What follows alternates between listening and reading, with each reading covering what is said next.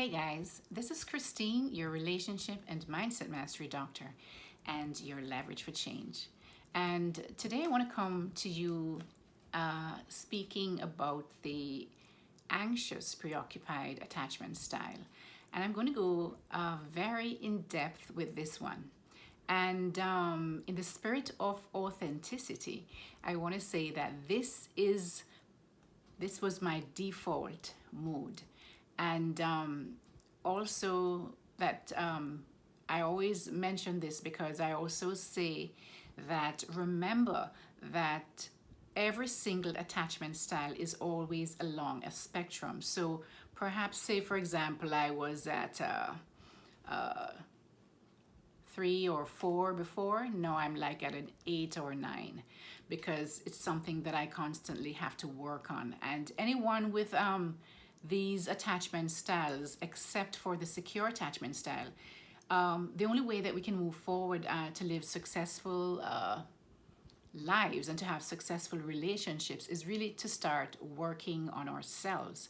First, we have to come to terms with the fact that we do have something that needs to change. We have to come to this place of awareness that something is not working and something needs to change.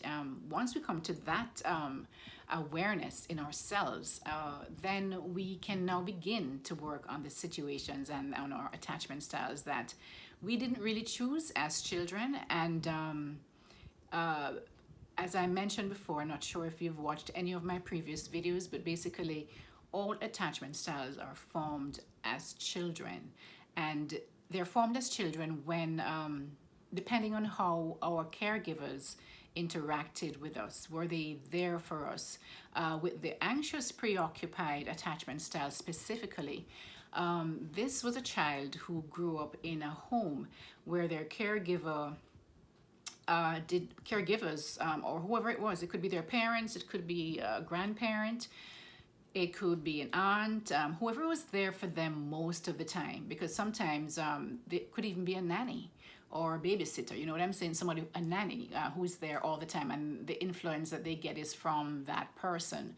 So this child, this baby, grew up in a place where they did not feel as if they could depend on their caregivers to be there for them all the time, you know, when they needed them. And so this might display itself as the baby would cry and because they're hungry, and they would be ignored, or the person would the caregiver would take a very long time to get to them, or it could be one parent that is very close to the child and so give them all that love and care and everything, and one other parent who, when they interact with the child, is very distant and very unavailable and very and barely, you know, takes time for that child. And it could also be that especially in these days when both parties work, it could be that these individuals, the parents or the caregivers, basically worked so hard and they're always at work, and so the child always, you know, feels neglected. Basically the child feels neglected and abandoned, and that fear of abandonment and neglect, which stems from the fact that when they're not reliable, the parents and the caregivers are not reliable in how they take care of the child. The child is never sure when that parent will be around or that caregiver is going to be around. So what happens is that when the caregiver actually shows up, they cling to that person for dear life, basically, because they believe that once they leave again, they'll never show up again, right? So that is where this attachment style is formed, in that kind of environment. And I'm not here to blame anyone, because the thing about it is that I always believe that most people are do what it is that they can only give what they have to give. And so some of these parents and caregivers, they may have had parents who did the same to them. And also, you know, they just never changed. They just passed on that, kept on, you know, bringing that same thing down the line to their children. So guys, the sad part is that if you know that there's a problem and if you realize that there's an issue, that then you have to make the changes. You have a choice at this time when you're an adult to make those changes so you can be a better person for your family, for your children, so you don't, keep giving this, that just keep going down the line to different family members, right? So basically I'm going to go over, so now that you know how this attachment style, the anxious, preoccupied style is formed, then you realize that this can also happen when there are so many children in the home. In past generations, parents, they have like 10, 15 children. There's no way. And then they had to work and do all kind of chores. So there was no way that they had the time to really give individual attention to these kids, right? And so a lot of these attachment styles forms an environment like those, similar to those. And specifically, I remember growing up, I don't remember my parents ever telling me they loved me. I really didn't. Or I don't remember them hugging. I don't remember a hug. It's kind of sad, but it's true. And so it's just that I think they grew up in an era where the things that you did for your kids was just to make sure there was food on the table, there was a roof over their heads, and they went to school and they had clean clothes and food to eat. That's pretty much it, right? And so the emotional part of that, care it was just not there. And in modern times, I guess, in these times that we're living in, a lot of it is now that the fact is that people are constantly, they're working. Both parents are working, both caregivers are working, and so they don't have the time. They come home, they're tired, and they're trying, their main goal is to make sure that their kids have food on the table. And so they'll give them toys to play with, but they never had that connection.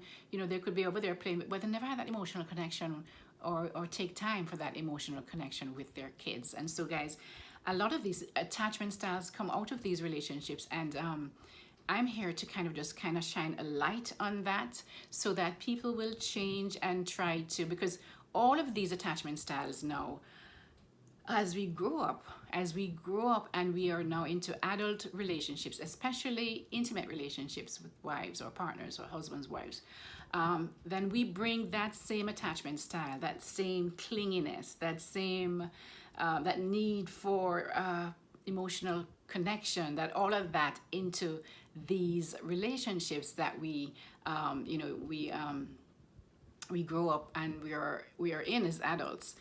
The sad part is that because we're for the anxious preoccupied, you're used to people not being there for you. It's funny because you now try to you unconsciously choose people who are not there for you as intimate partners, and that just is not a good thing, right?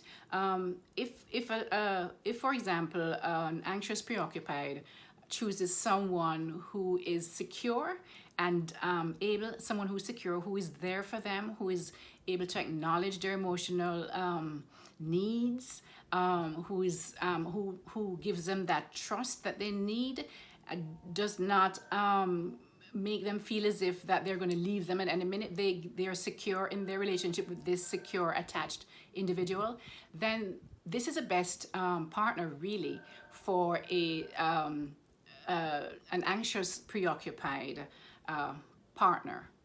An anxious preoccupied partner will then, by just having that knowledge that that secure person is there for them, that they trust this person to be there for them when they need them, they're able to talk to them about that emotional closeness and anything emotional, because the anxious preoccupied crave that emotional connection, right? Because they just never had that with their caregivers. So they can be cured just by being in a relationship with a securely attached individual. So, as we know, the traits for the anxious in a relationship, in an adult relationship, because the anxious preoccupied is so emotionally, they need that emotional connection, and they are quite okay with it. They need it. They crave it. They fantasize a lot about that with their partners. They're usually charismatic and feel that but sometimes at the other end of the spectrum, they'll feel that they need validation from their partners. They need validation, and this validation is really to feel that their partner sees them and understands them and is there for them. And they're really quick to open up about their lives. They're very open people, and they really long for a deep connection. There's a hunger for closeness which they just never had, with their partners. They never had with their parents or their caregivers when they were children. And they're the ones who will respond very quickly to messages or calls or stuff like that, because they like to keep connected emotionally with whoever it is that they are with. Now, there is, as I said, there's a spectrum, and thank God I became aware of this in my life, and this is what really kind of led me to really study the attachment styles so closely, because I was working on myself. So there's a desire for reassurance that things are okay, and especially they're very intuitive about when things change, whatever it is, and so they will seek that reassurance by needing to be readily accessible to their partner, emotionally as well as physically. And also there is a tendency to anticipate rejection and abandonment, and so they actively seek some evidence from their partner that, and sometimes in a negative way, they're seeking to see if their partner is losing interest in them, right? If there's a change in emotions from their partner. They easily pick up on emotions, as I said before, of those around them, and they're very perceptive and intuitive. But this can lead to distress in the anxious preoccupied, because it really is like you're constantly focused on this. So it's distressing and anxiety producing. So it's not a good thing. All right. So for example, let's see. I know this video is now 12 minutes in. I want to make sure I don't go too long. But one of the toxic behaviors is that in trying to maintain this closeness and this physical connection, they will also sometimes, and especially if the partner is not responding to them or responding negatively to that because they don't really understand what's happening with you, they will take part in attention-seeking behavior. Thank God I've done the blowing up of the phones. I've done that. I have to confess. I've texted, and that's, yeah. I know, and the weird thing is, guys, when you're texting and blowing up their phones, it's wrong. Something is wrong. It's like you're just not in control of your whole mental stuff, right? It's wrong, and it looks crazy and stupid, but it's like you need that connection, and you want to know what's going on, especially if you text someone and they don't respond, or they respond with a little one-word thing, and you ask like 50 million things and they respond with one thing or just one part of the thing, then that anxiety starts, and then you start doing things that is just not good. Right? So for example, we might blow up the partner's phone with text, and some people go to the point of this is not something that I've done. They'll put selfies or on social media if they know that they're in connection with their social media accounts or some other account. They'll keep taking sexy selfies with other men, or crazy stuff like that, just for attention. And so they flirt. They make me flirt with somebody else. That's not something I did either, thank God. It's just not in my psyche. But these are things that they do to they think that by doing that, they will, gain the attention from that person, but it really is a self-sabotaging kind of behavior. So this is something that can be cured, guys, and it takes time. Remember that we grew up with using this attachment style all our lives, and so that it is something that you need to, first of all, be aware of, and also pay close attention to the behaviors that you do, especially when in intimate relationships. And think, stop, pause, look at it, assess it, and before you say something, right? Because the thing is that anxious preoccupieds who have that attachment style will say some things that they regret. I have done it. I have done it. And just as to cap this off, just as an encouraging word, guys, if you need help with this, get someone who has that experience, has that background of psychotherapy or whatever it is, to really help you process this attachment style. The other thing that that can happen too is because when anxious preoccupieds, especially at the beginning, at that end where they're not growing, they've just accepted that this is what they do and they don't even know why they're doing it. They could, when they are with a partner, they basically could just drop everything, and it's like they just totally zoom in and focus on their partners, right? It's like the partner has become their whole world, right? Which is never good, guys. It's never good. You have to have a balance. You have to have your life outside. Don't give up on your dreams. Keep going, pushing forward. Don't don't just make that person, because it's really unfair. It's really unfair to expect that one person can satisfy all your needs. It's really unfair. But that is how, because of that disadvantage and that experience as children, and our parents were the only people who could provide for our needs, or caregivers, then we kind of now transfer that same kind of neediness and that clinginess to our partners in our adult relationships. So guys, I hope that has helped you to kind of get a kind of better understanding of what the anxious preoccupied individual, attachment style individual is.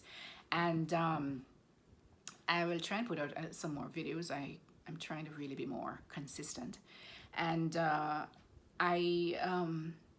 let me know if you need help in these areas. I'll put my information down below, and just realize that you can change. You don't have to accept where you are right now. It is possible to change. This is Christine, your relationship and mindset mastery doctor, and your leverage for change. Take care.